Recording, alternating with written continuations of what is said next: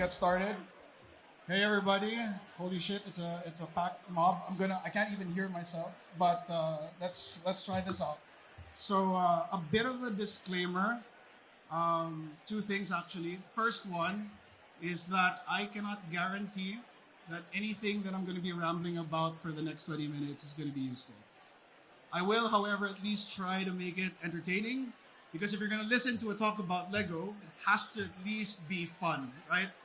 The second thing is when I talk about something that's exciting or something that I'm particularly passionate about, I tend to swear a bit, but I just want to be very clear that not everyone in Lego is as potty mouthed as me. So I'm a bit of a misfit and a delinquent trying to talk about this wonderful brand that we work with.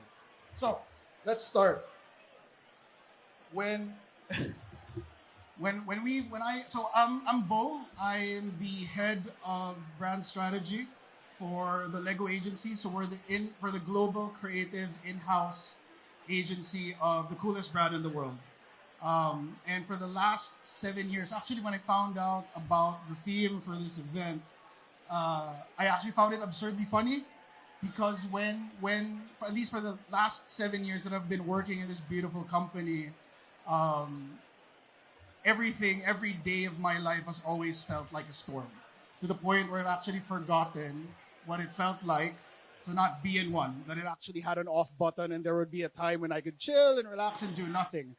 And it has nothing to do with how well the business was doing. It had nothing to do with how not well the business was doing. The reason every day felt like we were in the eye of the hurricane was simply because we were serving the hardest, toughest, and most difficult audience in the world. Harder than low-income homemakers, tougher than stressed-out, burnt-out corporate workers, more difficult to understand than even the most misunderstood teenagers.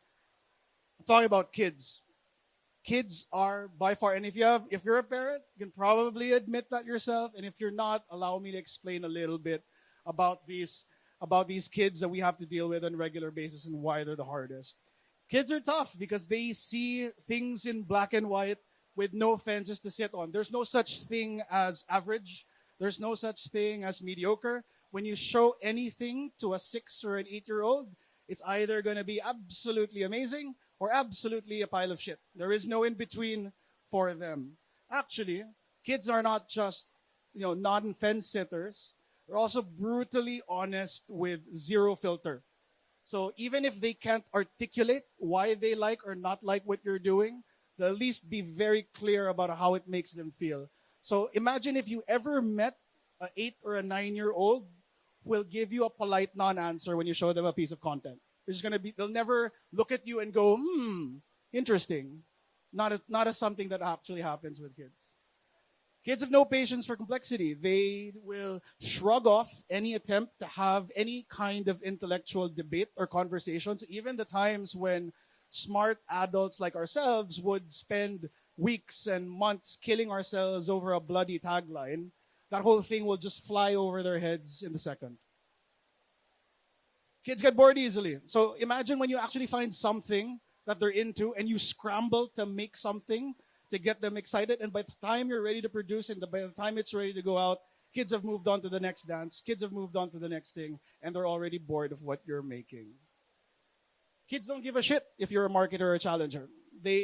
Loyalty is a very, very grown-up concept. And when you're talking to like a 6 or 7-year-old, they're only at that stage when they're much more interested in making friends.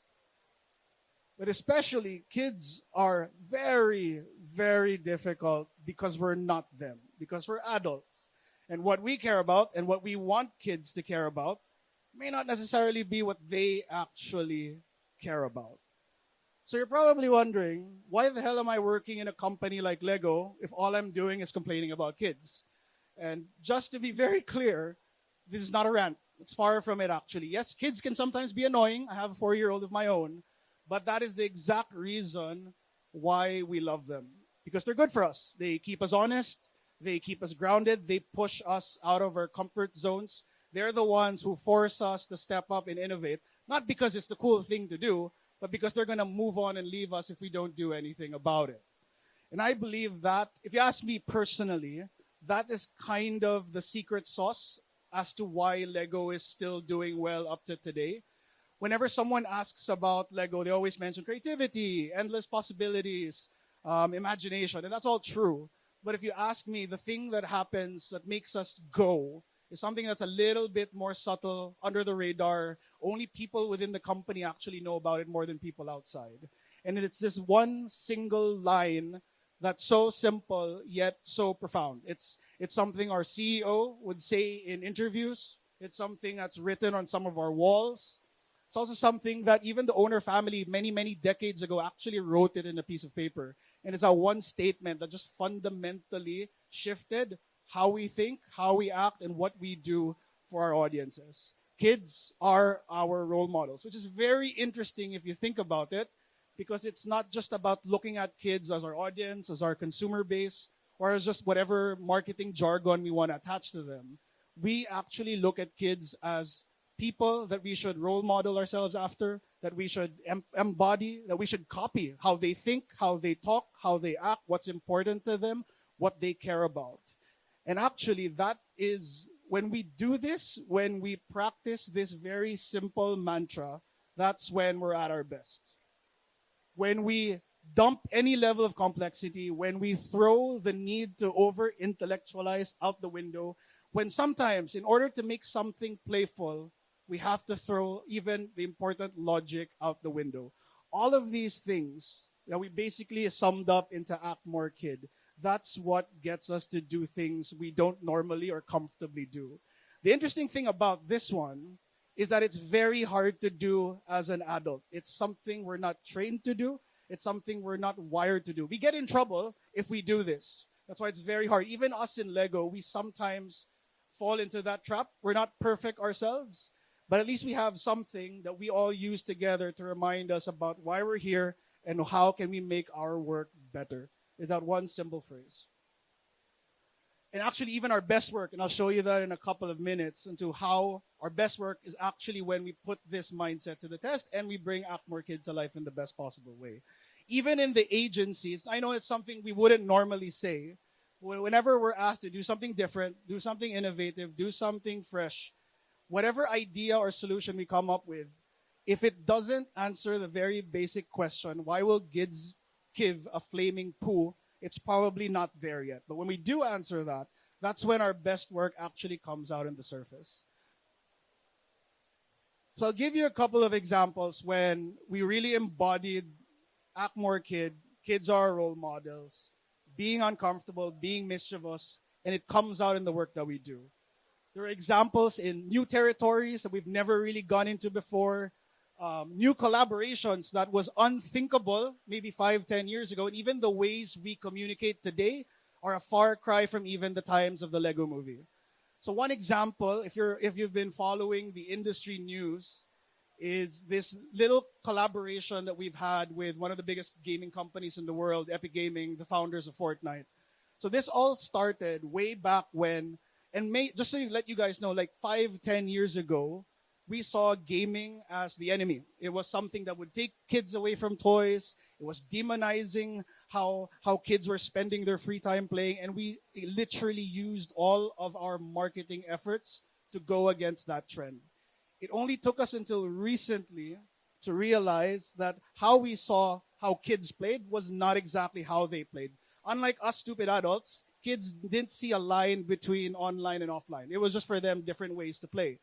And they were actually giving us all of these hints that they actually wished how they played physically and how they played virtually could be closer together. And that's kind of what led us to this very moment when we started announcing that we were going to be creating what we call the kid-safe metaverse. But just to be clear, it's not creating a metaverse just because it's the new shiny toy on the block. It's because we wanted to really realize where kids were going and how they wanted to play differently in the future and create something that they could play with in a completely new way.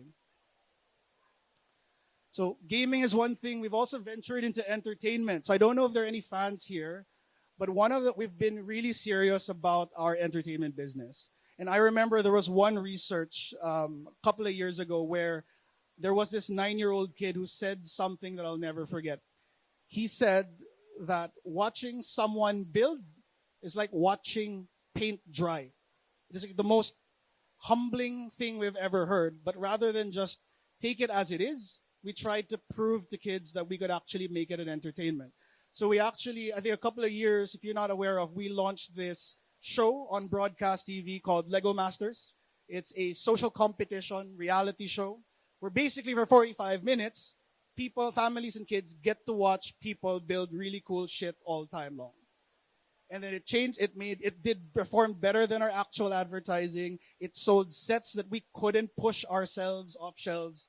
And it basically convinced a lot of people, kids included, that actually building can be a spectator sport if you do it right, with a little bit of drama and a little bit of tension. LegoCon. So one of the things we learned was that kids really wanted to attend conventions, like your Comic Cons and whatnot, but they were never really designed for them.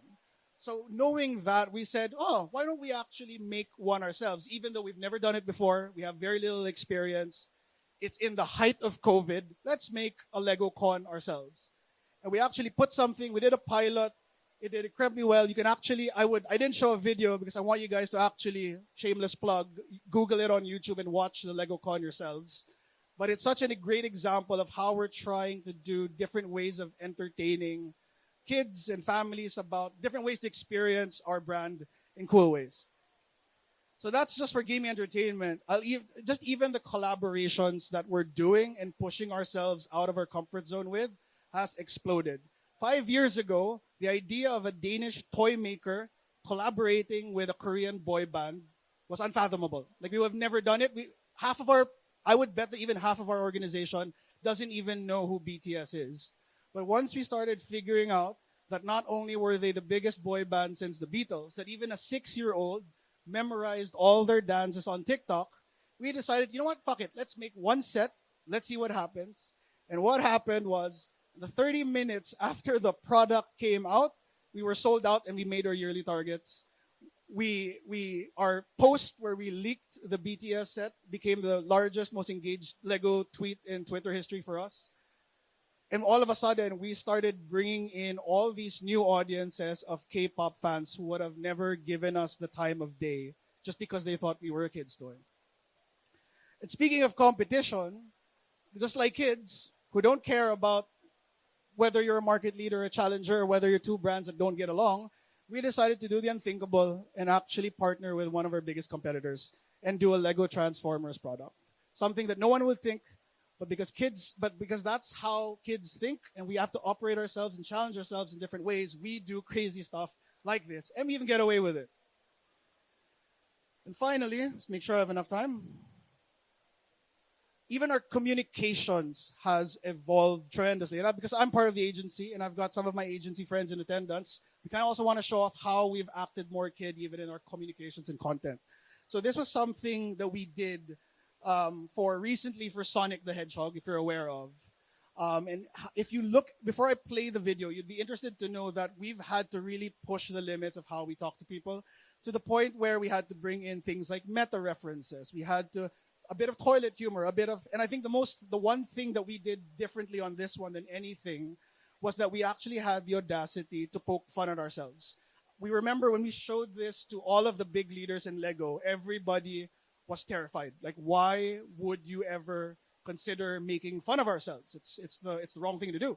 But that's where kids' sense of humor is going. That after TikTok, after YouTube, their sense of humor is a lot more evolved, even than ours. So this is kind of an example of the cool stuff that we've been coming up with. Construct your own Sonic adventures with 5 new Sonic the Hedgehog playsets by LEGO. Join Sonic, Tails, and Amy as they use the Speed Sphere to rescue animals, fly in the tornado plane, lay a few traps, take on the Loop Challenge, or face off against the Death Egg robot and defeat the evil Dr. Egg. Oh man, I think I lost audio over here. Dr. Eggman, I knew it! You're going down, man. Yeah. 5, 6, 7, 8. From the head to the leg. I'm the man. I'm the egg. I'm a genius. I'm quick. I made bad nicks. Motobug, Chopper, Buzz, Bomber, Crab Meat.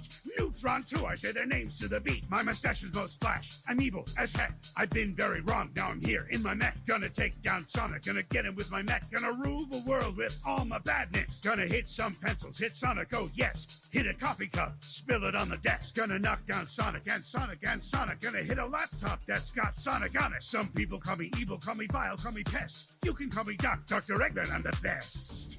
Hold for applause. I've interrupted this broadcast for 3 very important reasons. Firstly, to rap about all my mechs and badniks.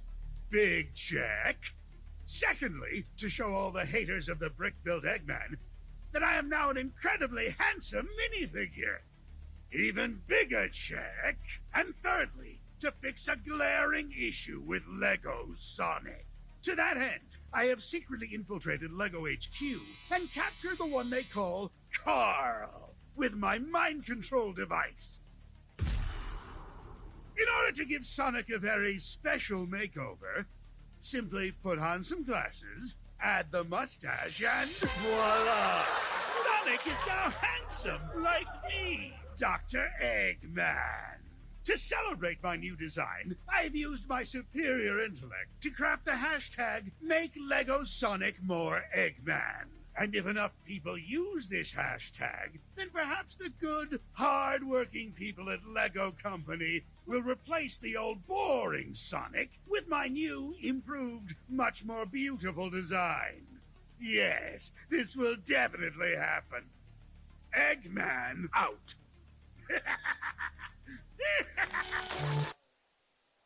And we don't just talk to kids. Even this whole mentality of acting more kid, it's something we also carry over when we try to engage adults. And if you've been seeing some of our newest products in the past 3 years, we've even started talking to grown-ups a lot more seriously. But the way we approach talking to grown-ups, whether you're a 30-year-old or a 45-year-old or a 50-plus, we don't see any difference. Adults are pretty much like kids too. The only difference is you have a little bit more freedom and a lot more disposable income. But it doesn't stop us from being playful, even taking very serious topics that adults have and adding a very playful, mischievous, spirited tone to what we do. I'll give you a shout out to Rich. I know you guys worked on this campaign. Hold on to you. Let's play. This is one of our adult spots that came out a couple years ago. This is Bryce. Fresh sheets make him feel at ease. It's soup time.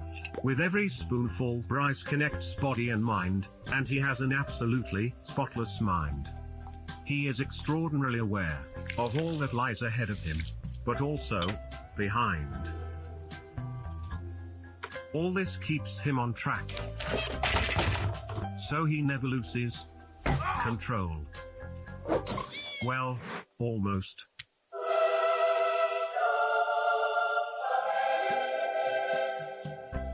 We all know it's not always so easy. Find your flow. Build with Lego bricks. Adults welcome. I think I'm out of time, but again, we've only skimmed the surface. I wish there's so many other partnerships and collabs and territories where I would like to show you, but you're gonna have to wait just like everybody else. I feel I needed to end this with a moral lesson because I'm representing Lego, but I don't have anything profound to say. So the only thing I will leave you guys behind is, when you think about the future, it starts to feel a lot less scary, but only when you stop wanting to play. So when you think about this, don't overcomplicate things, don't over-intellectualize, don't take things too seriously, because the moment you do, it doesn't feel like play anymore. So thank you. Thanks so much. That was Beau Encarnacion from Lego. Thank you, Beau.